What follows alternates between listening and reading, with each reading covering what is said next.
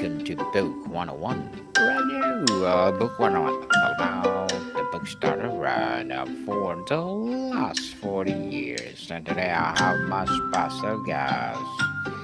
He is a certified porn addiction recovery coach, none other than Mr. Chris Rogers.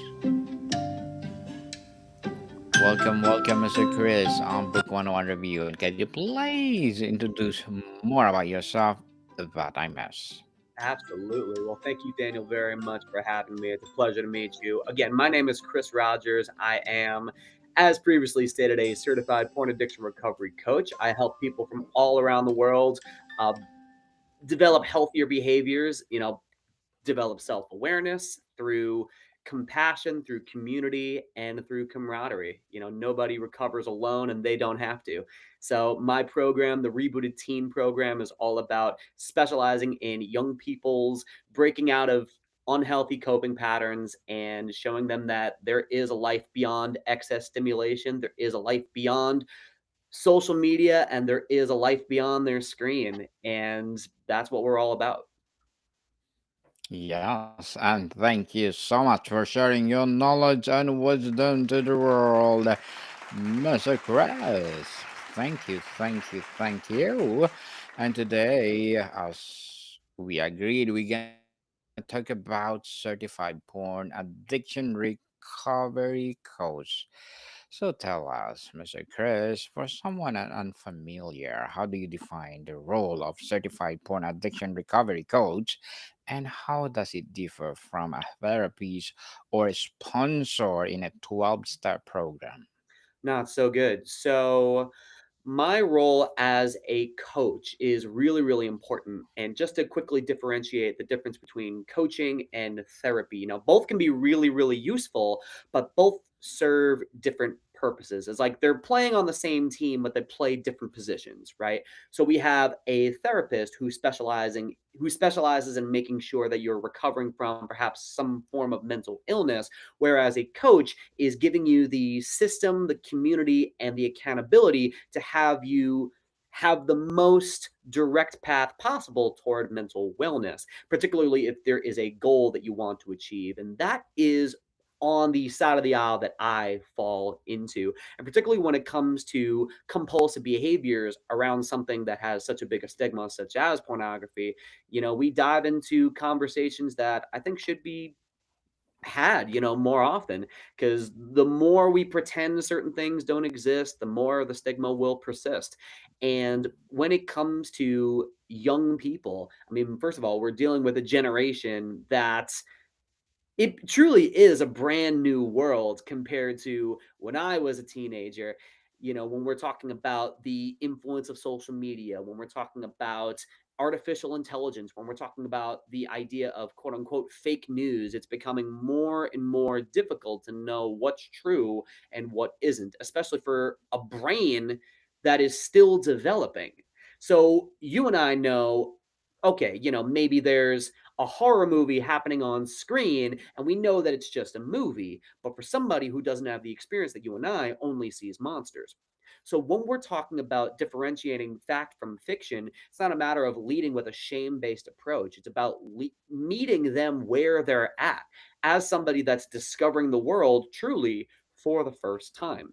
So the conversations we have are all based on compassion. Again, they're based on community, and they're based on having them decide what the finish line is. My role as a coach is to not tell somebody how they should live their life.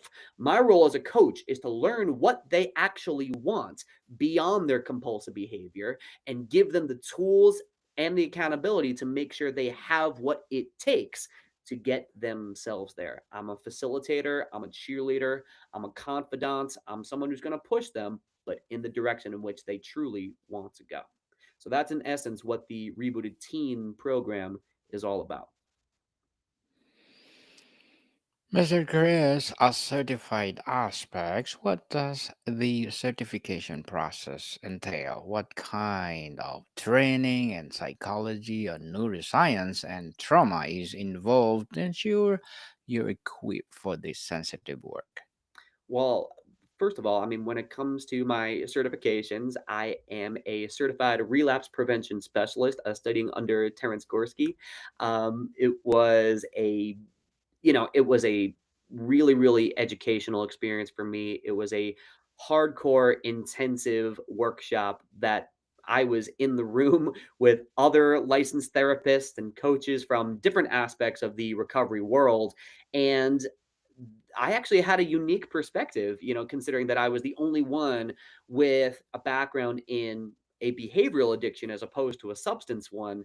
And it was such an educational experience. And as far as my professional experience goes, I work alongside a company called Elevator Recovery, where I speak to men all around the world every single day that happen to have a history or are currently struggling with a compulsive behavior. And through that, I was able to achieve my first certification as a certified porn addiction recovery coach. Just someone who is not only able to talk the talk, but as someone who's walked the walk. I'm someone who has had a past of, these types of compulsive behaviors, but through following a system and through latching onto community and being held accountable by other like-minded individuals, I was able to find my own path and kind of forge my own way. I'm able to take what I've learned to going back to that same horror movie scenario. I now know where the jump scares are. Like, I'm able to warn someone ahead of time of what to do. But as far as, my professional certifications goes, I have, maybe you can see on my wall somewhere back there. They're over there. But that's essentially where I come from professionally. Yes, and thank you, Mr. Chris, for empowering us. Your work requires navigating immense shame and secrecy. How did you initially establish a safe, non judgmental space that allows the clients to speak openly about deeply stigmatized behavior? I've been in their shoes, as somebody who knows what it's like to feel as if they can't speak to somebody about this, as somebody who knows what it's like to feel alone with these types of thoughts, with these types of feelings, with this type of behavior, and just not knowing where to turn, suffering in silence. I know firsthand what it's like. So sure, we can talk about statistics and we can talk about, the, neurological aspect of how excess pornography viewing can affect the brain, but at the end of the day, I'm someone who cares, not because I know a lot of stuff, it's because I've been there. So when it comes to establishing that place of non-judgment, there's never any judgment that comes from my end, only because I have a very personal experience with this type of world, not only having been through it, but having overcome it. So I take great pride in not just sharing the information, but instilling a sense of inspiration. Not because, oh, I'm so great. It's because that just to prove that change is in fact possible. It won't always be easy, but with the right help, it can be simple. Yes, it can be simple when Mr. Chris is around to coach you. For sure. So, what is the central guiding philosophy of your coaching method? It is about willpower and abstinence, or is it more about addressing the underlying pain, trauma, or neurological patterns driving the behavior? I mean, I think you nailed it on the head. I mean, it's the latter. The whole world of recovery essentially works like this. It's not the thing, as in, it's not the behavior, it's not even the substance, it's the place from which it's coming from. Particularly when you get to a point where you yourself come to grips with the fact that, this type of thing has proven to be unhealthy for me, and yet I still continue to go back to it. It's that inner magnet that draws you toward that particular world that you told yourself over and over again that you weren't going to go back to. It's about addressing what is that inner magnet. So, as far as the overall approach, there is an exercise that I've learned that really honestly has changed my life, and it comes from the book that I'd love to share with you. The exercise is called dialoguing, where you get to literally take a piece of paper and a pen, and you get to essentially have a written out conversation between yourself and a particular thought pattern or feeling or urge, perhaps. You get to personify it. You get to actually give it a voice. And when you do that, you accomplish a couple of things. Number one, here's you, and here's the thought, feeling, or urge. You separate yourself from it, but not in a sense of like, get out of here, thought, you're bad. It's a matter of separating it. Just you write something, and then your sub personality or your thought, feeling, or urge gets a chance to respond. It's your nervous system being your nervous system. One thing I've learned that was so, so important, and one thing that I try to teach to my clients is that a feeling simply wants to be felt. That's it. It's not out to get you, it's not out to dominate you or hurt you. It's your nervous system sharing information with you about yourself. So when you get to the heart of that sense of awareness, to that sense of presence, to that sense of acceptance, you have a much higher likelihood with, as it's said in certain recovery worlds, live with life on life's terms. To confront that inner magnet, not out of a sense of, a knight trying to slay a dragon, but understanding that there was no dragon at all. Maybe it was a hurt or scared child. Maybe it was someone who didn't know any better. It's developing a sense of compassion for yourself. It's a sense of choosing forgiveness over holding on to grudges.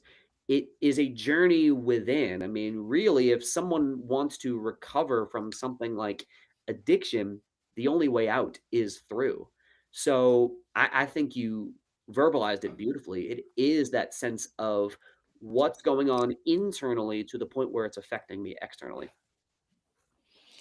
Mr. Chris, on understanding the addiction, beyond the behavior, porn use becomes an addiction not in the act itself, but in the why. What are the most common root causes of underlying issues like anxiety, depression, trauma, or loneliness that you see fueling this compulsive behavior?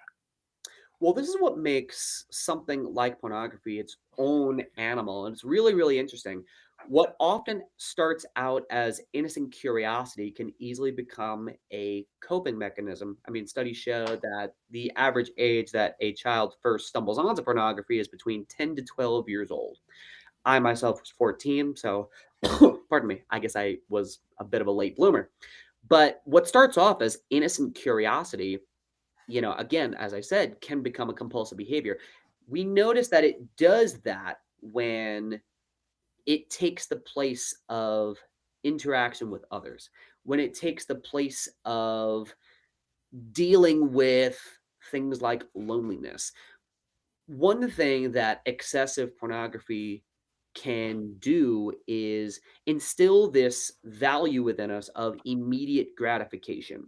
I want what I want, when I want it, and I want it now.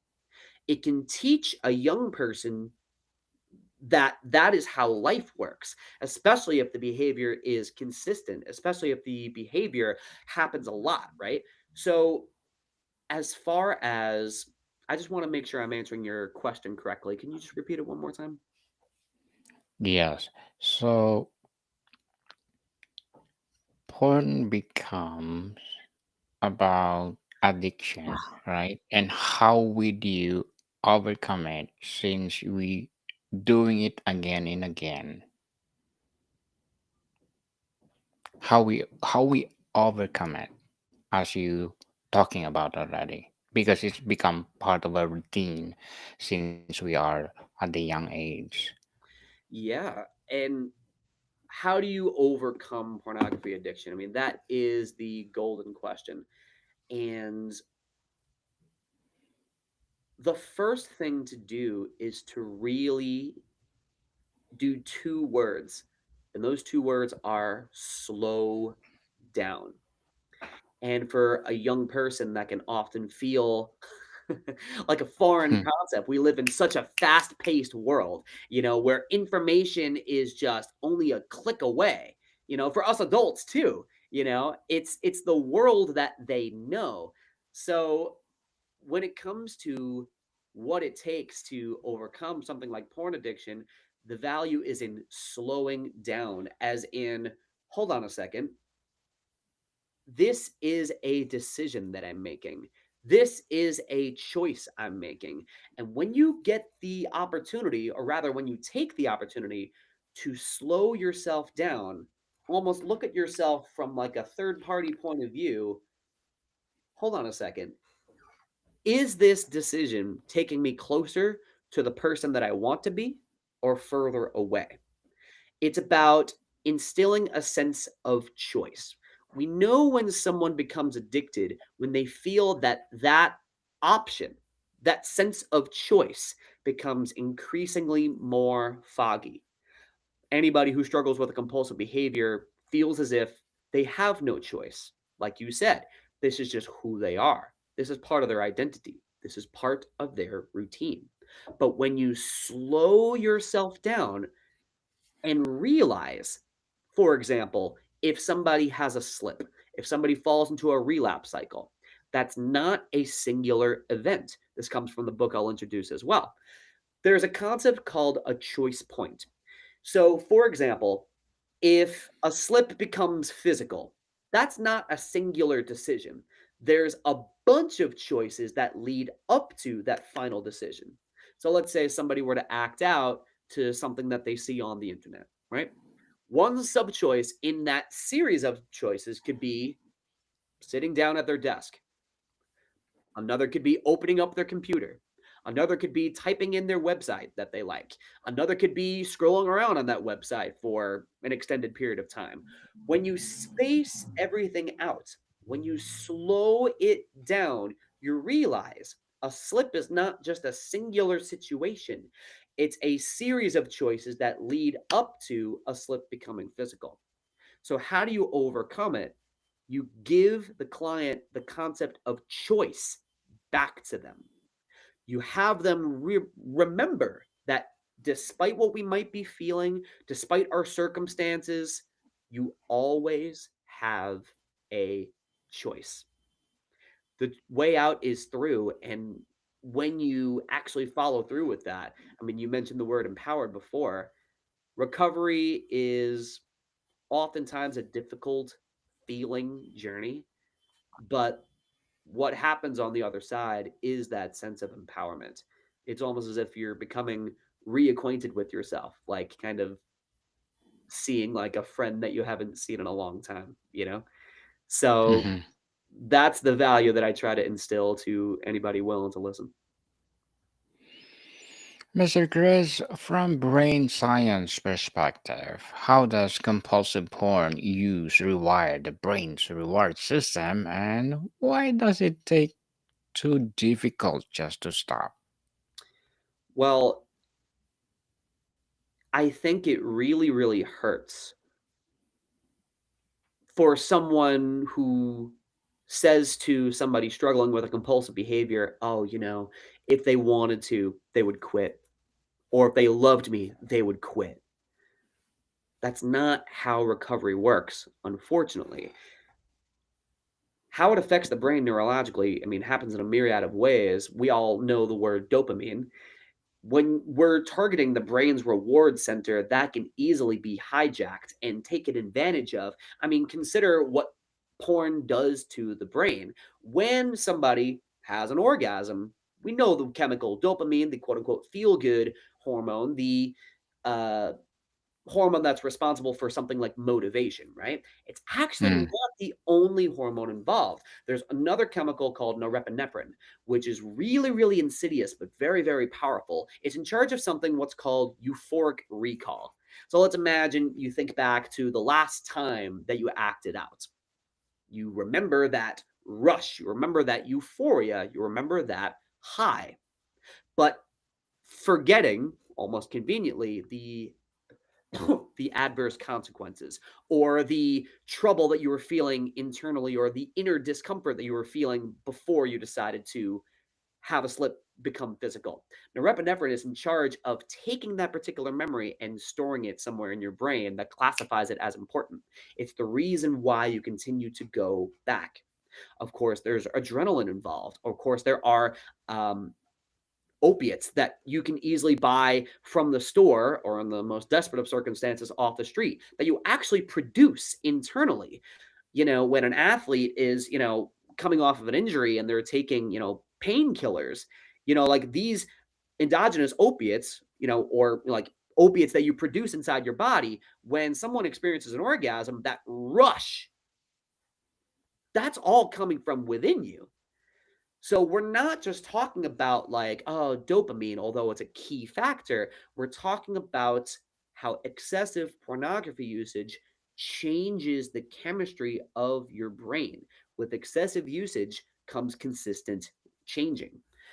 When we're talking about becoming reacquainted with yourself, we're not just talking about feelings and thoughts. We're talking about the way your brain was wired before you became addicted to something like pornography. So that's just a taste of how excessive use can affect it neurologically. Distinguishing use from abuse, Mr. Chris. In a world where porn is, well, accessible 24/7, how do you help someone distinguish between casual use and genuine addiction that is negatively impacting their life, relationships, and mental health?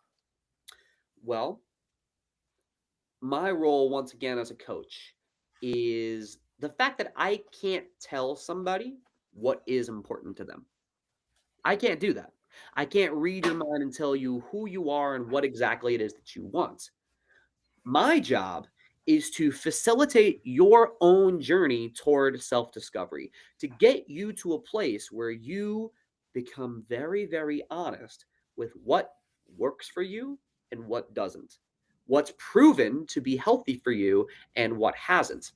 A lot of the Rebooted Teen program is exactly that type of process through exercises like developing self awareness, through engaging with other people, other people that enroll in this program. You have accountability, you have other people to trade notes with, you have other people to confide in, you know I mean, addiction lies in secrecy. If we truly believe, okay, this isn't a problem, I can just act out once in a while, okay, why don't we take some time away from it, become reacquainted with yourself within those uncomfortable moments, within those times that you feel like you want to act out. Just sit with it. Just take a moment. Give yourself the opportunity to sit with yourself. And if it proves to be unbearable, if it proves to be like the present moment is just itchy, then there might be something worth analyzing there. It might be worth considering that this type of behavior, while it might be able to be used casually by some, it might be a form of escapism for others. But we truly won't know until we separate ourselves, even if temporarily, from that particular behavior. Mr. Chris, as a certified porn addiction recovery coach, what are your short term and long term goals? Well, my short term goal is to share with, again, anybody willing to listen, what's called the Rebooted Teen program. It's honestly been a amalgamation of a bunch of different worlds that I come from. Before I became a coach, I actually was working as a music teacher for a long time in New York City. That is a big part of my life. Sorry, I'm actually getting over a cold. It's a big part of my life, and I still love it to this day. But this was just a very important cause for me. So my short-term goal is to kind of take this experience that I have of teaching, of engaging, and breaking information down and applying it to this very, very important world. Something that I believe that is worth talking about, that's worth exploring, and worth helping people out in. I would love to share the Rebooted Teen program with as many people that are willing to listen. That's my short term goal. Now, my long term goal, I would love to take the show on the road, as they say. I would love to engage with people in person, whether it's speaking publicly, whether it's building this program to as big as it can be, in a year or two's time. I mean, who knows? I want to provide a sense of solace. I want to provide a sense of sure information, but again, inspiration, not just, sugary, like you can do it. It's a matter of this is what it takes to recover. This is what it takes to heal. This is what it takes to change. It may not be easy, but again, with the structure, with community, and with tools, it is possible. My long term goal is to share that message for as many people around the world as possible. Good luck to your goals, Mr. Thank you so much. Chris, and looking forward for more success. Thank you. And what would be your piece of advice for those people out there who want to be like you? They want to be like me. You Ah, want to be like you, Mr. Chris? my goodness gracious. Well, I said this earlier, but I'm going to say it in a funny way, but there's a method to my madness. Hmm. It's funny, because I actually saw, an in-person production of Hamlet, so I just, realized, "Oh, method from my madness." That's actually a Shakespeare quote. But anyway, I am someone I'm a former young person.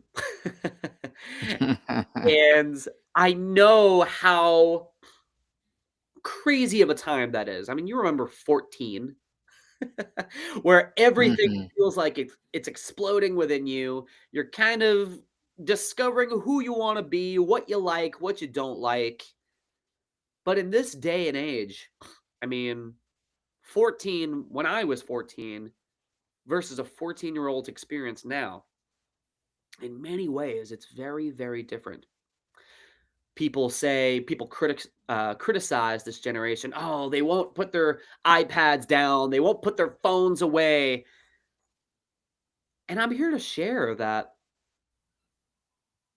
while I understand their lamenting as a former teacher, it's not all their fault. This is the world that was built for them. I mean, think about what life was like in 2020. For the students that I taught at that time, we were doing everything online. So here we are teaching them that pretty much everything from their schooling, from their friends, from their entertainment to the answers to some of their questions, including what's happening with their body and some of the new feelings that they're having as they're growing and maturing, it all came from interacting with a screen. It all came from interacting with a device. So while I understand a lot of parents' stress, confusion, and frustration, I want to just throw a perspective out there. It's not all their fault, it's the world that they know. So the question ultimately becomes, what do you do? Well, one thing that I've also built is what's called the rebooted teen parent program that goes along with the rebooted teen program. You actually have the screen on it right now. It's a series of free resources for parents that are feeling that strain, that may have found that their child has watched pornography and really don't know how to open up those types of conversations, really don't know how to facilitate a lot of those feelings because understandably, it could be awkward. Let's be honest, it could be uncomfortable. I completely get it. So, how do you do it? Well, the first thing to do is again, remember it's not their fault that they found it. It's just a matter of communicating to them that you're not against them. I think so many young people, because of a stigma around something like porn addiction, they'll keep it a secret, right? It's like, this is my own secret thing. This is bad. And if someone finds out interacting with something bad, then they'll think that I'm bad. So, my advice, as far as a place to start for any parent out there, any well intentioned parent that wants to help their child, remember, it's not you versus them, it's you and them versus the problem. You two are on the same team. You are the captain of a team, but your teammates nonetheless. So, if you're interested in learning how to facilitate some of those conversations and that overall process, I'd love to share my heart with you as well as what I know through the Rebooted Teen Parent Program. Again, it's free. If you go to rebootedteen.com, check it out. There's a private Facebook community that you can join and ask questions, interact with me, as well as other parents who are going through the course as well. And if you feel you need that type of help, I'm here to provide that. Thank you for that advice, Mr. Chris. And can you please recommend a book or books that influence your journey? Absolutely. So when I was in my first stages of my recovery process, I found this book that came very highly recommended to me. The book is called Breaking the Cycle, and the author's name is George Collins. He's a sex and porn addiction counselor, and he also talks about his own experience with, dealing with an out of control behavior and his own recovery journey. And every chapter is essentially a new tip, tool, or technique to help somebody out of a jam, to help somebody develop that sense of, like we were talking about, self awareness. What's going on internally to the point where it's affecting me externally? And just within the first couple of chapters, this is where I learned an exercise that absolutely changed my life. And that tool is called dialoguing, like I mentioned before. It gave me a medium with which to process my emotions as someone who would oftentimes try to maybe think his way out of problems or maybe be uncomfortable with expressing feelings or being vulnerable or sitting with uncomfortable feelings for an extended period of time. This gave me an avenue to start to confront, as I mentioned, that inner magnet. What's going on with me? Who is Chris beyond any compulsive behavior? And every chapter, as I said, is diving a bit deeper from really taking the whole recovery process and distilling them into really two major steps. The first step being awareness, and the second step being action. Because it's one thing to know about yourself and to know a little bit more about the behavior you're trying to recover from, but it's another thing to do something with it and to do something about it. And I recommend this book for today's episode because not only has it radically changed my life for the better, I think for anybody who's interested in this world of porno sex addiction recovery, it's a great place to start. It starts off with a bang, I'll tell you that. It doesn't start off cute and fluffy, but it is a wonderful body of work, and it has changed so many lives. And I honestly think if anybody is taking this type of world seriously, it doesn't even have to be this particular sect of addiction recovery. I think that if anybody is trying to improve their mental health, to become more aware of their own spiritual nature, I think it's well worth the read. And I honestly can't recommend it enough.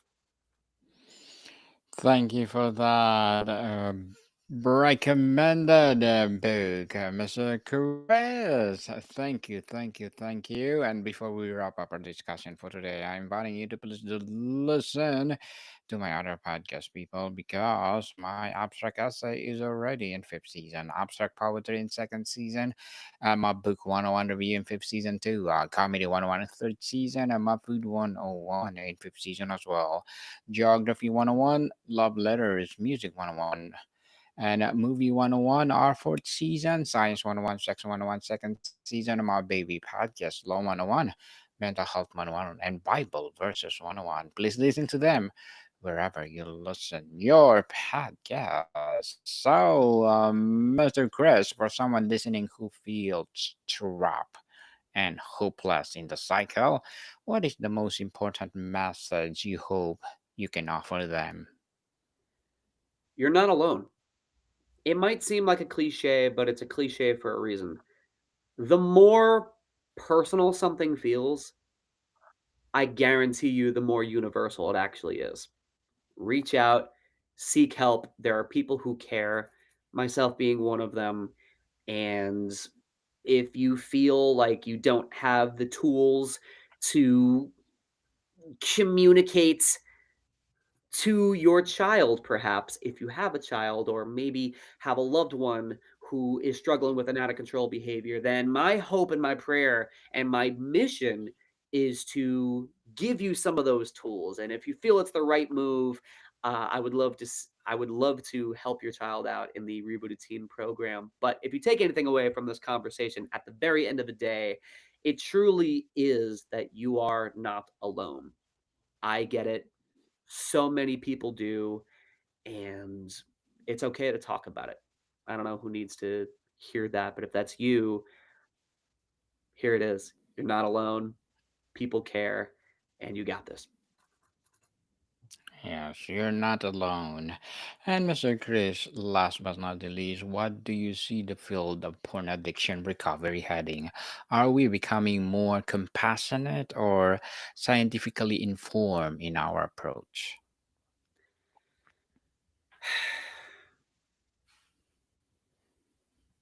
I mean, the true answer is both.